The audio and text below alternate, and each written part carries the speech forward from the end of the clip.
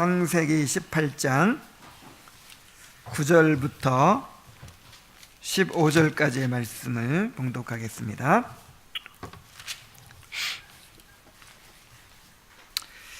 그들이 아브라함에게 이르되 내 아내 사라가 어디 있느냐 대답하되 장막에 있나이다. 그가 이르시되 내년 이맘때 내가 반드시 내게로 돌아오리니 내 아내 사라에게 아들이 있으리라 하시니 사라가 그 뒤 장막문에서 들었더라. 아브라함과 사라는 나이가 많아 늙었고 사라에게는 여성의 생리가 끊어졌는지라. 사라가 속으로 웃고 이르되 내가 노쇠하였고 내 주인도 늙었으니 내게 무슨 즐거움이 있으리요. 여호와께서 아브라함에게 이르시되 사라가 왜 웃으며 이르기를 내가 늙었거늘 어떻게 아들을 낳으리요 하느냐. 여호와께서 능하지 못한 일이 있겠느냐. 기한이 이를 때에 내가 내게로 돌아오리니 사라에게 아들이 있으리라. 사라가 두려워서 부인하여 이르되 내가 웃지 아니하였나이다. 이르시되 아니라 내가 웃었느니라. 아멘. 나그네의 모습으로 아브라함에게 나타나셔서 아브라함의 섬김을 받으신 하나님은 아브라함과 사라에게 내년 이맘때에 아들을 낳게 될 것이다 라고 약속해 주셨습니다.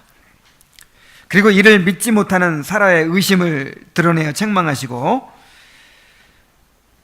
전능하신 하나님을 바라보고 또 하나님의 신실한 약속을 붙들게 하셨습니다.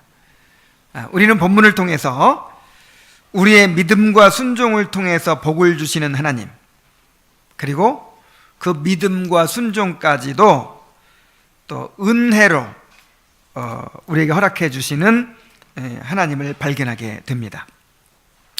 본문을 통해서 함께 살펴봅시다. 먼저 아들의 출생을 약속하신 부분을 살펴봅니다. 나그네의 모습으로 나타나셔서 아브라함의 섬김을 받으신 여호와께서는 이제 아브라함과 사라에게 아들의 출생을 약속하십니다. 9절부터 10절 상반절까지 봅니다. 그들이 아브라함에게 이르되 내 아내 사라가 어디 있느냐 대답하되 장막에 있나이다. 그가 이르되 내년 이맘때 내가 반드시 내게로 돌아오리니 내 아내 사라에게 아들이 있으리라 하시니. 이 손님들이 아브라함에게 대접을 받은 손님들이 이제 대접을 다 받고 나서 식사를 마치고 나서 아브라함에게 물었습니다. 내 아내 사라가 어디 있느냐? 자, 여기서 이 손님들이 평범한 나그네들이 아님을 나타내죠. 그들이 아브라함의 아내 사라의 이름을 알고 있었습니다. 그리고 지금 사라와 관련된 하나님의 말씀을 전하려고 하고 있는 것입니다. 그리고 그 손님들 중에 한 분이 이렇게 약속을 하십니다. 그가 이르되, 자, 9절은 그들이에요. 이제 10절은 그입니다. 그가 이르시되 내년 이맘때 내가 반드시 내게로 돌아오리니 내 아내 사라에게 아들이 있으리라. 여기서 그는 바로 여호와 하나님이십니다. 그래서 표준 세번역이나 공동 번역에 보면은 9절은 이렇게 번역이 되어 있어요. 대개 부인 사라는 어디 계십니까? 이렇게 존댓말로 이렇게, 이제 그러니까 천사들이 물어본 거죠.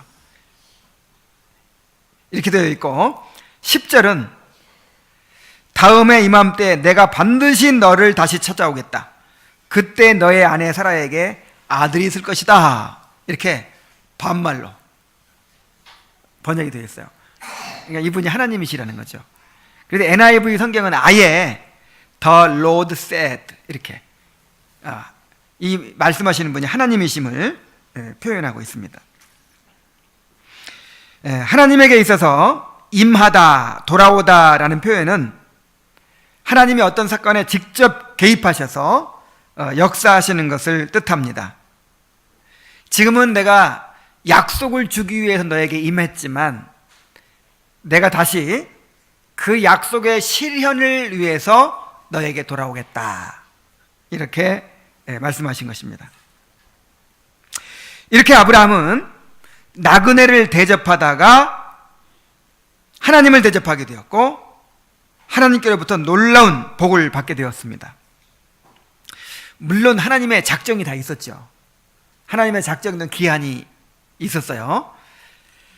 그렇지만 아브라함의 입장에서 보면 나그네를 대접하다가 이 놀라운 약속을 받게 된 거예요. 하나님께서 우리에게 역사하시는 방법, 하나님께서 우리에게 복을 주시는 그 원리를 우리가 발견할 수 있습니다. 하나님은 자신의 작정을 인간의 의지와 상관없이 기계적으로 이루시지 않습니다. 인간의 믿음과 순종을 통해서 이루십니다. 왜요? 인간은 인격적인 존재이기 때문에 그렇습니다. 그래서 이 하나님의 섭리의 방법이 있죠. 자, 하나님 섭리의 방법이 어떻게 되죠? 일단 모든 창조물을 보존하시죠.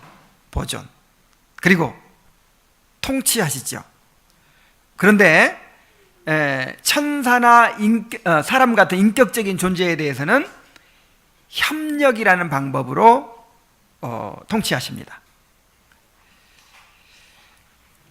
협력, 쿠퍼레이션이라고 하는 것은 하나님께서 인간의 도움을 받아서 자신의 작정을 이루신다는 뜻이 아닙니다.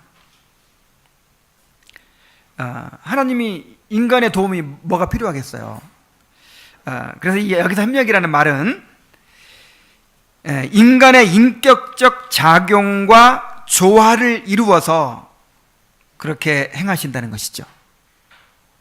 하나님께서 어떤 사람을 구원하기로 작정하셨어요. 예정하셨어요. 그럼 그 사람이 구원받기를 원하든 원하지 않든, 회개하든 회개하지 않든, 믿든 믿지 않든 그냥 무조건 구원해 주시는 게 아니라고요. 그 사람 입장에서 보면 구원을 갈망하는 거예요. 구원을 갈망하고 그리스도를 믿고 회개하는, 그래서 내가 손을 내밀어서 그리스도를 붙드는 이 인격적인 작용을 통해서 하나님께서 작정하신 구원이 이루어진다는 거예요.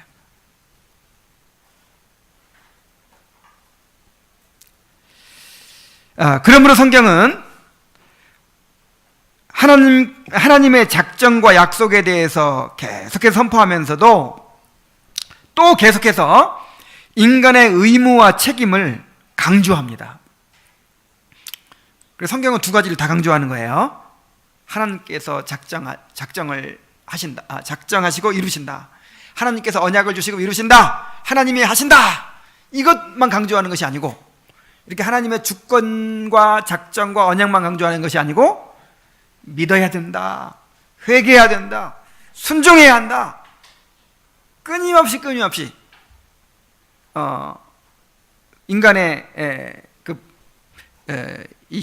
그러니까 협력을 강조해요. 인간의 그 믿음과 순종을 강조해요. 그래서 이 한 가지만 강조하는 것은 잘못된 거예요. 두 가지가 다 강조되는 것입니다.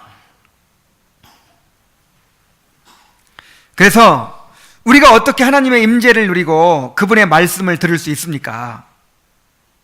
물론 하나님께서 이제 기뻐하시고 선택하신 사람에게 그런 은혜를 주시겠죠. 그런데 그렇게 은혜 받은 사람을 어떻게 알 수 있어요?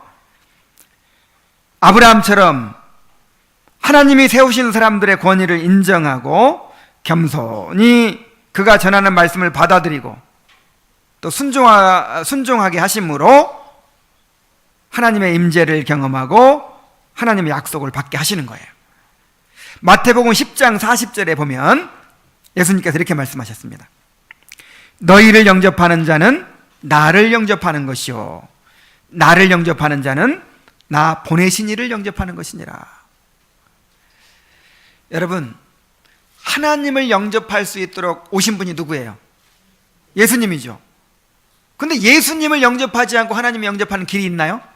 없어요. 그건 하나님께서 정하신 길이기 때문에 내가 길이요 진리요 생명이라고 주님 말씀하십니다.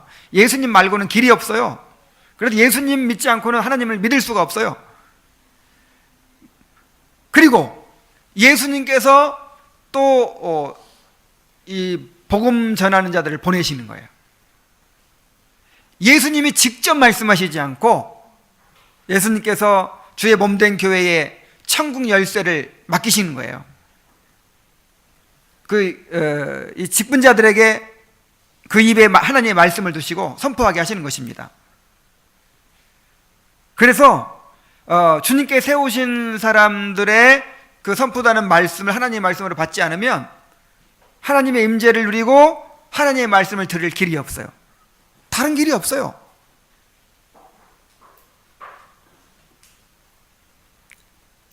또한 우리가 어떻게 주님을 깊이 경험하고 알아갈 수 있습니까? 하나님은 우리가 한 몸 된 성도들을 사랑하고 섬기게 하심으로 우리가 하나님의 사랑을 누리게 하십니다. 요한일서 4장 7절로 8절에 보면은 사랑하는 자들아 우리가 서로 사랑하자. 사랑은 하나님께 속한 것이니 사랑하는 자마다 하나님으로부터 나서 하나님을 알고 사랑하지 아니하는 자는 하나님을 알지 못하나니 이는 하나님은 사랑이심이라 그랬어요. 하나님께서 사랑하셔서 자기 피값으로 세우신 교회, 이 몸된 교회의 지체로서 그 지체 역할을 다하고 사랑하고 섬김으로써 그리스도를 경험해 가는 거예요. 어느 때는 하나님을 본 사람이 없으되 우리가 서로 사랑하면 하나님 우리 안에 온전히 거하시고 그의 사랑이 우리 안에 온전히 거하느니라 그랬어요. 자, 우리가 서로 사랑하면 하나님 우리 안에 거하신다는 거예요. 우리가 서로 사랑하면 그의 사랑이 우리 안에 온전히 이루어진다는 거예요. 여러분, 이 몸된 교회의 온전한 지체가 되지 않고서 지체의 역할을 감당하고 또 함께 섞이고 함께 책임을 감당하지 않으면서 그리스도를 경험해 갈 수 있을까요? 뭔가 수준 높은 그런 지식을 갖추고 뭔가 수준 높은 책을 읽고 공부하고 그러면서 신앙이 성장하리라고 생각하는 사람들이 있어요. 정말 그게 아닙니다, 여러분. 주님을 알아가는 것은 주님이 세우신 질서 아래서 주님의 몸된 교회 안에서 그렇게 우리가 배워가고 알아가고 경험해가는 것입니다. 이걸 대체할 수 없는 거예요.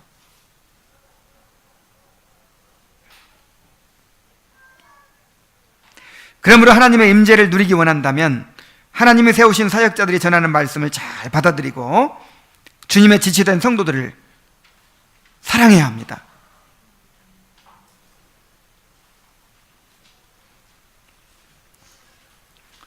자, 이제 사라가 웃은 이야기가 나와요.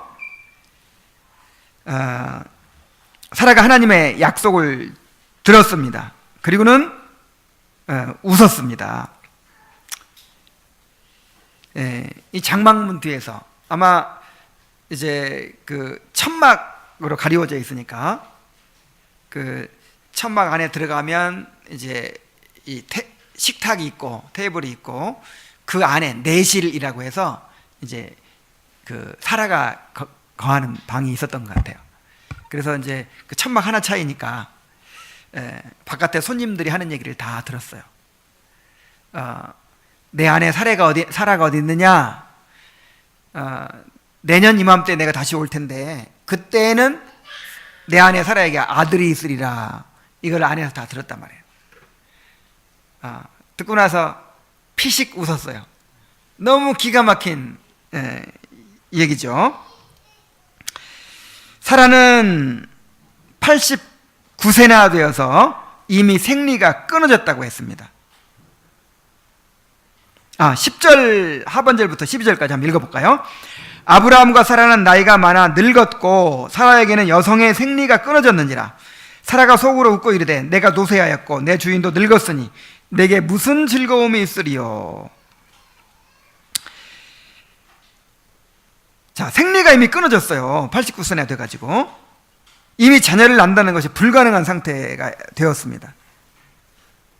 아브라함도요, 자꾸만 내 주인도 늙었으니, 그리고 아브라함 자신도 내가 이렇게 늙었으니 하는 걸로 봐서 아마 이 성적인 능력을 잃어버렸던 것으로 보입니다. 그래서 인간적으로 보면 도저히 아들을 낳을 수 없는 그런 상태였어요. 가능성 제로예요. 가능성 제로. 그런데 하나님이 내년 이맘때 아들을 낳게 될 것이라고 하니까 저절로 헛웃음이 나온 것이죠. 하나님의 약속을 의심하는 사라의 모습은 바로 우리의 믿음 없는 모습을 보여줍니다. 우리도 이렇게 하나님의 약속을 믿지 못하고 의심할 때가 많습니다. 자, 오늘도 엄청난 얘기 들었죠? 우리가 죽으면 모든 죄와 비참의 상태를 벗어버리고 그리스도와 같은 형상으로 변화돼 가지고 하나님의 그 영광 가운데 거하게 된다. 자, 너무 엄청난 이야기라 실감이 안 나죠. 그래서 아브라함이 이스마엘이나 그냥 여기 있는 이스마엘이나 상속자 되기로 합니다. 그런 것처럼 아이고 그건 너무 멀어요. 그냥 가까운 장래에 아파트나 한 채 주셨으면 좋겠고, 그냥 건강했으면 좋겠고, 뭐 늙으면 두 가지가 있어야 한다 하는데 건강했으면 좋겠고, 그냥 연금이나 많이 타게 좀 어떻게 복을 주시면 좋겠습니다. 그런 거나 관심을 두지 너무 그냥 엄청난 얘기라 마음에 와닿지 않는 거예요. 하나님이 우리의 모든 것을 책임지시고 섭리하신다는 것을 이론적으로는 알면서도 막상 현실을 바라보면 너무나도 두렵고 불안하기만 합니다. 보이지 않는 하나님보다 자신을 바라보고 환경을 바라보고 또 의심하고 두려워하고 불안해하는 것입니다. 바로 사라의 모습은 우리의 모습을 보여주는 거예요. 하나님은 이러한 사라의 불신과 의심을 드러내시고 책망하셨습니다. 13절부터 15절까지 봅니다. 사라가 왜 웃으며 이르기를 내가 늙었거늘 어떻게 아들을 낳으리오 하느냐? 여호와께 능하지 못한 일이 있겠느냐? 기한이 이를 때에 내가 내게로 돌아오리니 사라에게 아들이 있으리라. 기한이 이를 때에 내가 자, 그러자 사라가 두려워하여 부인하여 이르되 내가 웃지 아니하였나이다. 이르시되 아니라 내가 웃었느니라. 자, 사라는 지금 장막문 뒤에 있었어요. 여자들이 있는 곳이니까 이렇게 들여다볼 수가 없도록 되어 있었겠죠.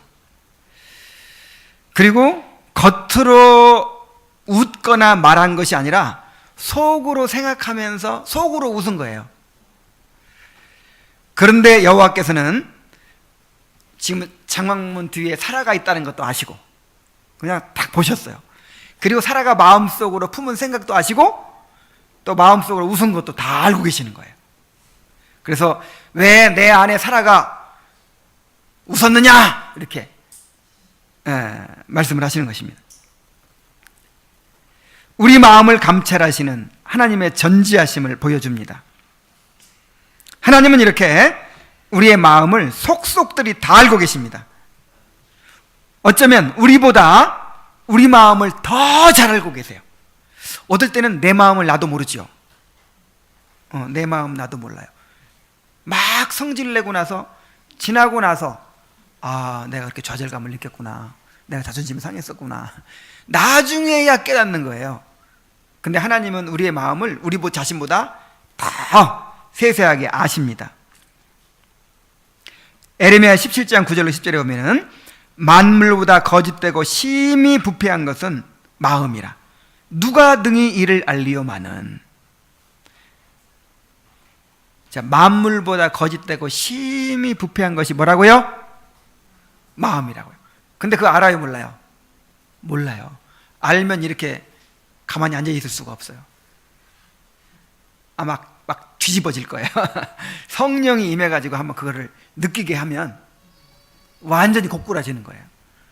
지금 모르니까 이렇게 평범한 모습으로 앉아 있는 거예요. 그런데 나 여호와는 심장을 살피며 폐부를 시험하고 각각 그의 행위와 그의 행실대로 보응하나니라고 했습니다. 하나님은 이렇게 우리의 마음속을 깊이 헤아리고 아실 뿐만 아니라 우리 마음속에 품은 것들을 다 드러내십니다. 히브리서 4장 12절로 13절에 보면은 하나님의 말씀은 살아있고 활력이 있어 좌우의 날선 어떤 검보다도 예리하여 혼과 영과 및 관절과 골수를 찔러 쪼개기까지 하며 또 마음의 생각과 뜻을 판단하나니 지으신 것이 하나도 그 앞에 나타나지 않음이 없고 우리의 결산을 받으실 이의 눈앞에 만물이 벌거벗은 것 같이 드러나느니라 그랬어요. 좌우의 날선 어떤 검보다도 예리하다. 이 수술칼, 메스, 그 의사들이 쓰는 메스가 정확하게 이렇게 막 잘라내죠. 환부를 도려내고 뼈와 살을 도려내고 막 하죠. 그런 것처럼 하나님 앞에 그렇게 낱낱이 드러난다는 거예요. 근데 하나님이 무엇을 통해 드러내십니까? 말씀을 통해서. 하나님의 말씀은 살아있고 운동력이 있는 좌우의 날선 검과 같다. 말씀이 선포될 때, 그 말씀을 받을 때 내 안에 숨겨져 있던 그런 죄와 불신과 의심과 두려움과 불안과 욕망과 이런 것들이 다 드러나게 되는 거예요. 말씀 앞에서.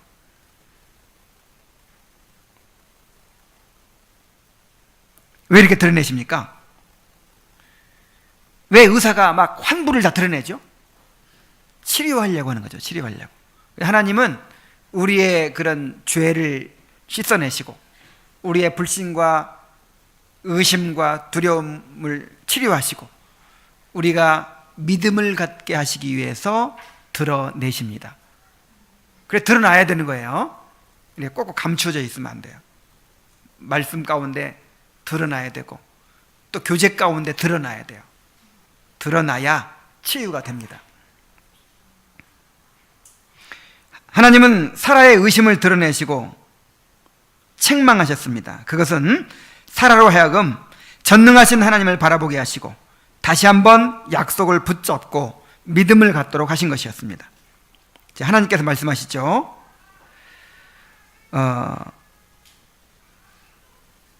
사라가 왜 웃으며 이르기를 내가 늙었거늘 어떻게 아들을 낳으려 하느냐?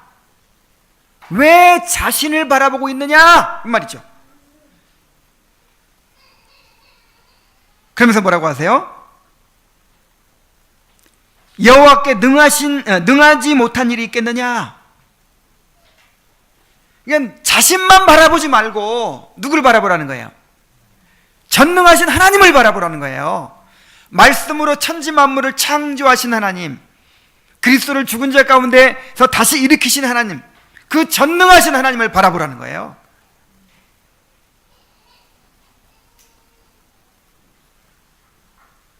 사라는 자신의 모습만 바라보면서 하나님의 약속을 의심하고 있었어요. 그러니까 자기 바라보면은 이건 믿음을 가질 수가 없죠.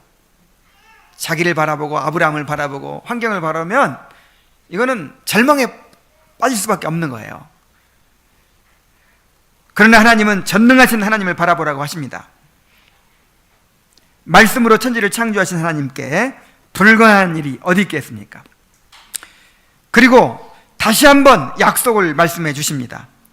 기한이 이를 때에 내가 내게로 돌아오리니 사라에게 아들이 있으리라. 자, 기한이 이를 때에 라고 하신 것은 하나님의 약속을 이루실 때가 있다는 것이죠. 하나님의 약속이 이루어지는 작정하신 때가 있습니다. 하나님은 일이 돼가는 형편을 보면서 미루고 막 그러지 않아요. 하나님은 작정하신 때가 딱 있어요. 앞당기시지도 않고 미루시지도 않고 정확하게 이루어 가십니다. 그래서 이삭을 낳은 것도 뭐 하다 보니까 일이 안 되고 아브라함이 제대로 협조를 안 해주고 그냥 그래가지고 그냥 밀리고 그래가지고 100살이 난 게 아니에요. 하나님은 처음부터 계획이 딱 있었어요. 그때쯤. 그래서 하나님이 작정하신 때에 다시 임재하실 것이고 그때에는 반드시 아들이 있을 것이라고 반복해서 말씀하십니다. 이미 아브라함에게 말씀하셨잖아요. 그래서 사라가 다 들었잖아요. 그런데 다시 한 번 또 말씀하시는 거예요. 사라는 두려워서 내가 웃지 아니하였나이다 라고 부인했지만 하나님은 기어이 내가 웃었느니라 하고 고백하게 하십니다. 인정하게 하십니다. 아니 그냥 넘어가 주시지. 기어이 웃었다는 것을 인정하도록 그렇게 하십니다. 사라가 더 이상 변명을 하지 못하고 침묵한 것을 보아서 아마 하나님의 책망에 굴복당했다는 것을 알 수 있어요. 아니, 또 부인할 수 있겠어요? 기어이 끝까지 하나님 앞에서 안 웃었습니다 할 수 있어요? 이제 인정할 수밖에 없죠. 이렇게 기어이 사라의 의심을 고백하게 하신 것은 그녀의 의심을 치유하시고 믿음을 회복시켜 주시기 위해서였습니다. 그래서 히브리서에 보면 사라가 결국 믿음을 회복하였다는 것을 알 수 있어요. 히브리서 11장 11절에 믿음으로 사라 자신도 나이가 많아 단산하였으나 잉태할 수 있는 힘을 얻었으니 이는 약속하신 일을 미쁘신 줄 알았음이라. 그러니까 하나님께 하시는 일을 보세요.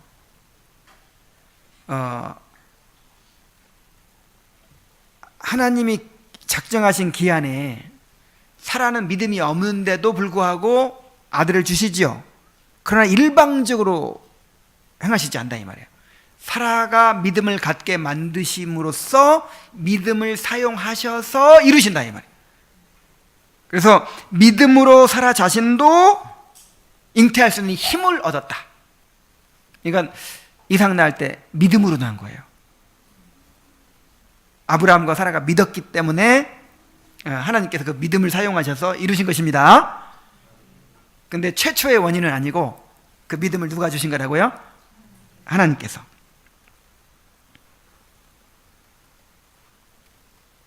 하나님은 이렇게 우리의 연약한 믿음을 회복시켜 주십니다. 자, 회복시켜 주시는데 어떤 과정을 통해서 회복시켜 주십니까? 우리 마음에 있는 의심과 두려움을 인정하고 고백하기를 원하십니다. 여러분, 사람들이 보통 이러죠. 믿습니다. 믿습니다. 이렇게 힘주어서 믿습니다 하는 사람일수록 속에 뭐가 있는 거예요? 의심이 있는 거예요. 자꾸 막 마음이 흔들리고 의심이 가고 안 믿어지니까 억지로 그냥 믿습니다 하는 거예요. 아니, 믿습니다 한다고 믿어져요? 그래 하나님이 속습니까? 믿습니다. 그럼 믿는구나. 선포했으니까 선포한다 이뤄줄게 합니까?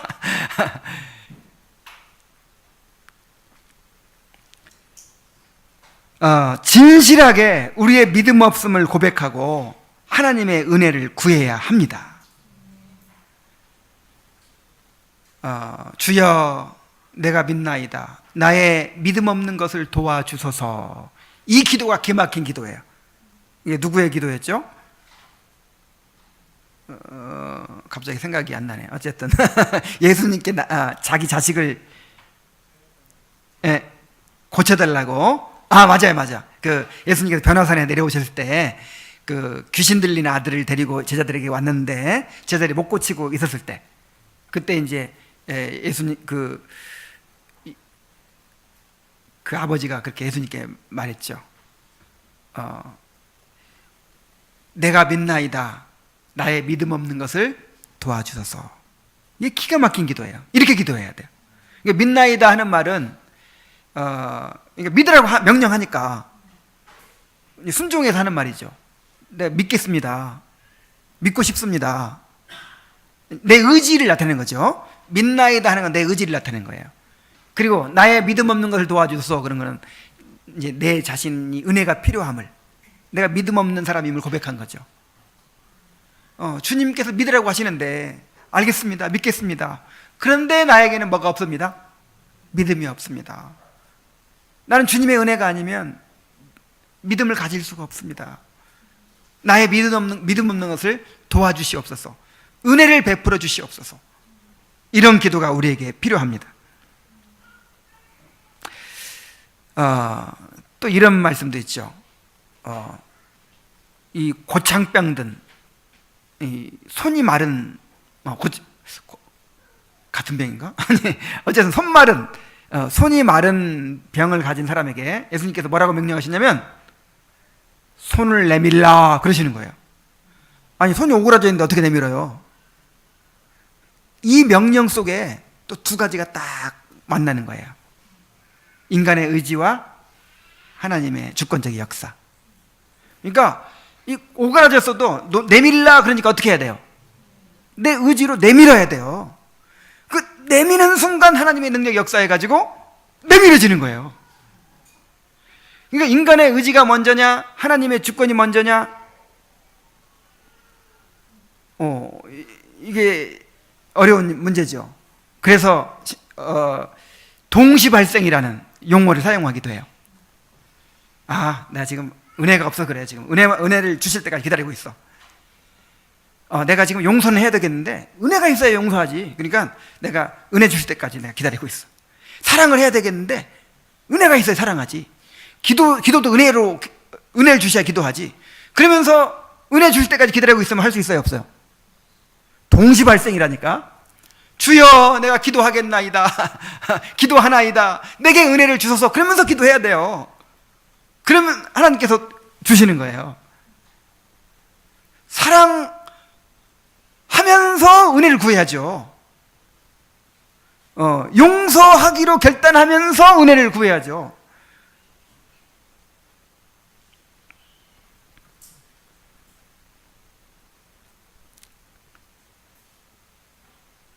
정말 믿고자 하는 마음으로, 하나님을 의지하고자 하는 마음으로 하나님 앞에 믿음 없음을 고백하고 하나님의 은혜를 구하시기 바랍니다. 그리고 눈을 들어 하나님을 바라보아야 합니다. 자신을 바라보고 환경을 바라보면 실망할 수밖에 없지만 하나님을 바라보면 믿음이 생기고 소망이 생깁니다. 하나님을 바라보는 방법이 뭐예요? 말씀을 듣는 것이죠. 하나님께 기도하는 것이죠. 말씀과 기도를 통해서 하나님을 바라보는 거예요.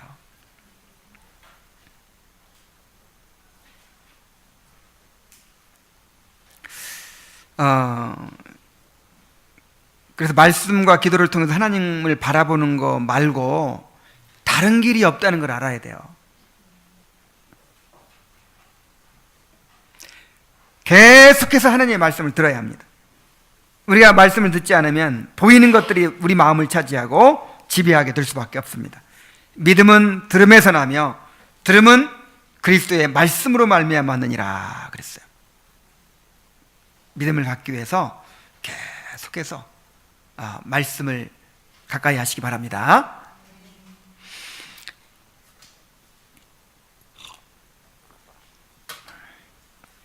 자, 이렇게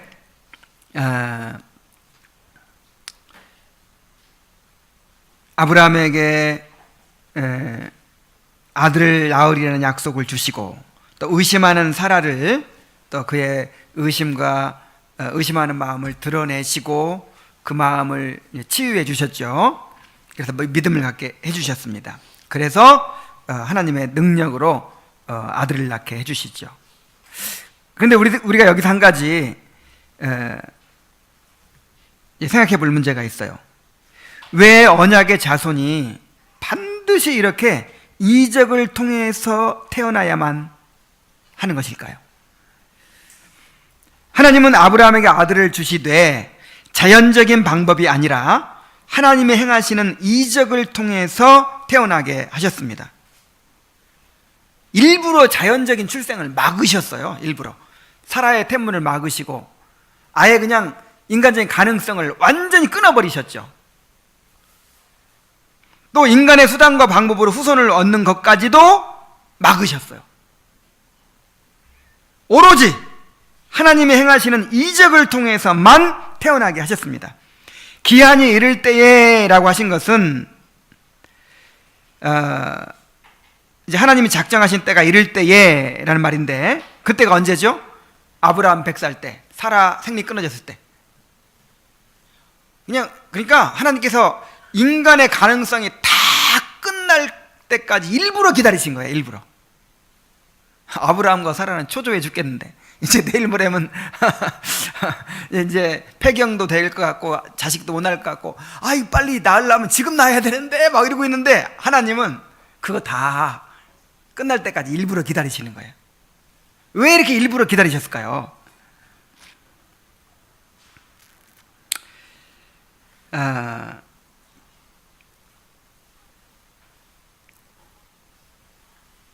꼭 하나님의 그 이적을 통해서만, 능력을 통해서만 태어나게 하신 이유가 무엇입니까?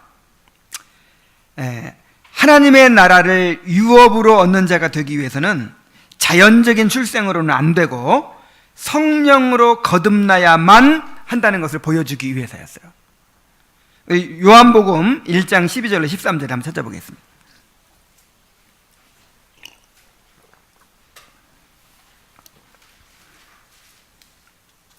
영접하는 자, 곧 그 이름을 믿는 자들에게는 하나님의 자녀가 되는 권세를 주셨으니 이는 혈통으로나 육정으로나 사람의 뜻으로 나지 아니하고 오직 하나님께로부터 난 자들이니라 그랬어요. 자, 보세요. 예수 그리스도를 영접하고 이제 예수님을 믿는 사람들에게는 하나님의 자녀가 되는 권세가 주어지죠. 근데 이건 표면적인 거예요. 표면적으로 드러나는 것이고, 그 이면에는 하나님께로부터 태어난 사람이 그렇게 되는 거예요. 혈통으로나 육정으로나 사람의 뜻으로 되지 않아요. 인간의 의지로 안 된다는 거예요. 인간의 자연적 본성으로 안 된다는 거예요. 인간의 선행으로 안 된다는 거예요. 오직 하나님께로부터 거듭난 이 사람만이 예수님을 영접할 수 있다는 거예요. 예수님을 믿을 수 있다는 거예요. 요한복음 3장 5절에 보면은 예수께서 대답하시되 진실로 진실로 내게 이르노니 사람이 물과 성령으로 나지 아니하면 하나님의 나라에 들어갈 수 없느니라. 물과 성령은 그 중언법이에요. 그러니까 성령을 강조하는 거죠. 성령을 생수로 묘사하기도 하죠. 그래서 이제 보통 물은 세례요, 성령은 성령이고 이렇게 해석한다든지, 물은 말씀이요, 성령은 성령이고 이렇게 하는데, 이 히브리인들의 그 문법을 이해하면 이런 게 다 이 강조법이에요. 이 성령께서 물 같은 역사를 하시거든요. 씻으시고 그 다음에 또 우리를 만족해 하시고 하는 어떤 생수라고도 표현이 되잖아요.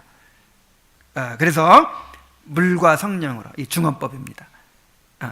그러니까 성령을 통해서 거듭나야만, 새로 태어나야만 하나님 나라에 들어갈 수 있다라고 하는 것입니다.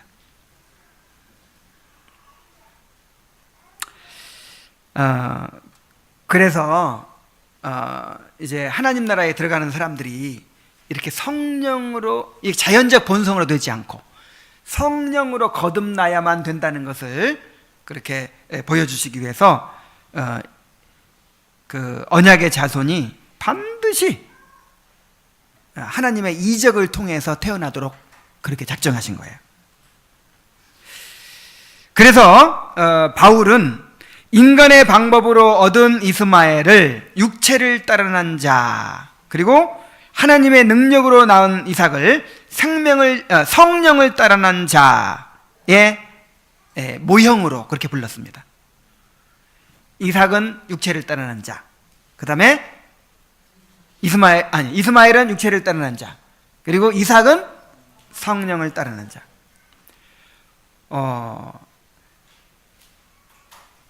다 예수님을 부르고 또 함께 예배를 드리고 있어도 진정으로 거듭난 자는 성령을 따르는 자, 그리고 아무리 교회 열심히 다녀도 거듭나지 못한 자는 육체를 따르는 자예요.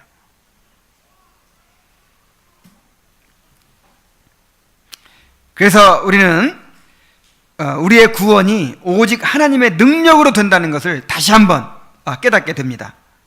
우리가 믿음을 갖게 되는 것도, 진정한 회개를 경험하는 것도, 성화를 이루어가는 것도 오직 하나님의 능력으로 되는 것입니다. 구원은 하나님의 창조 사역입니다.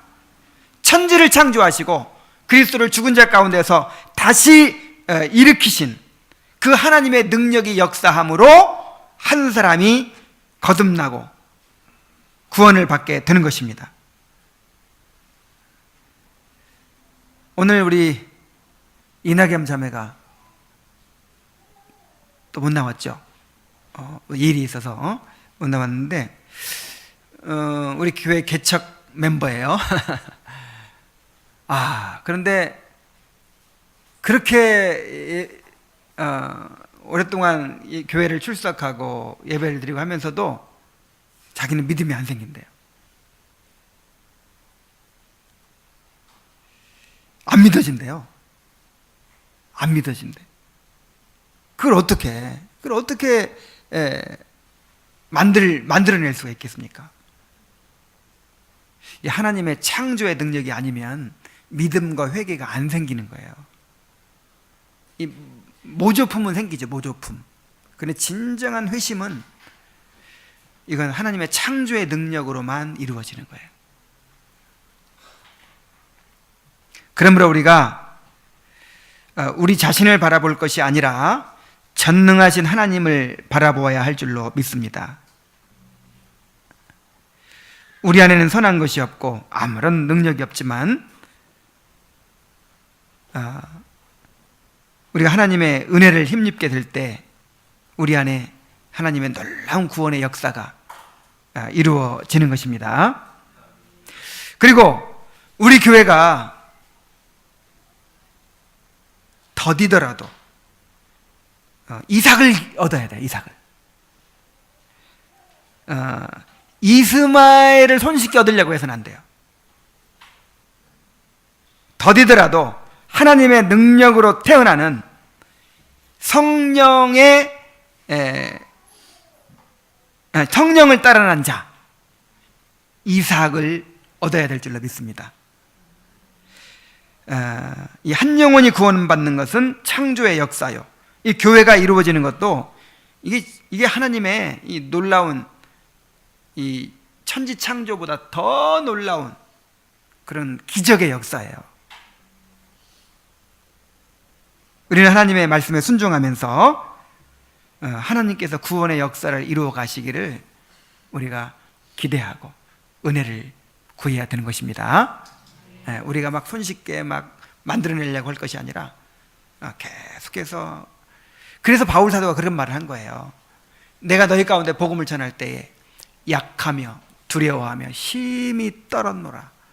내 말과 내 전도함이 지혜에 권하는 말로 하지 아니하고 다만 성령이 나타남과 능력으로 하여 너희 믿음이 사람의 지혜에 있지 아니하고 하나님의 능력에 있게 하려 하였노라.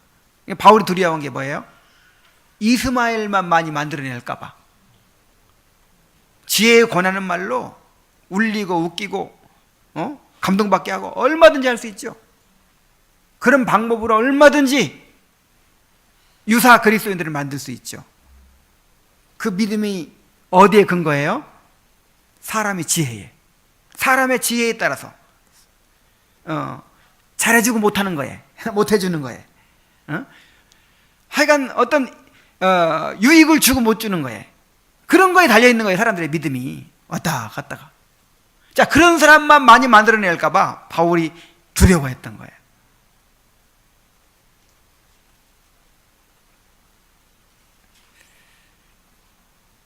하나님께서 은혜를 베풀어 주시기를 우리가 날마다 구해야 될 줄로 믿습니다. 그래서 진정한 그 중생과 회심의 역사가 일어나도록, 성령을 따르는 자들이 이 교회의 지체가 되도록 그렇게 은혜를 구합시다. 이제 말씀을 맺겠습니다. 우리 자신과 현실을 바라보면 낭망할 수밖에 없어요. 그러나 우리의 눈을 들어서 전능하신 하나님을 바라봅시다. 하나님의 신실한 약속을 붙잡도록 합시다. 자비하신 하나님 앞에 우리의 믿음 없음을 고백하고 우리에게 믿음을 달라고 하나님의 은혜를 구합시다. 네, 기도하겠습니다. 자비하신 아버지 하나님, 주님은 우리의 믿음 없음을 아십니다. 우리가 경건의 모습을 나타내고 참으로 많은 성경 지식을 자랑하지만 사실은 우리 안에 믿음이 없습니다. 주님을 사랑함이 없습니다. 참으로 우리 안에 자기 부인이 없고 십자가가 없습니다. 주여, 우리를 불쌍히 여겨주시고 은혜를 베풀어 주시옵소서. 우리 안에 성령께서 이루시는 그런 놀라운 구원의 역사가 일어나게 하여 주옵소서. 전능하신 하나님을 바라보고 하나님의 약속을 굳게 붙들게 하시고 보이는 것보다 보이지 않는 것을 바라보며 살게 하여 주옵소서.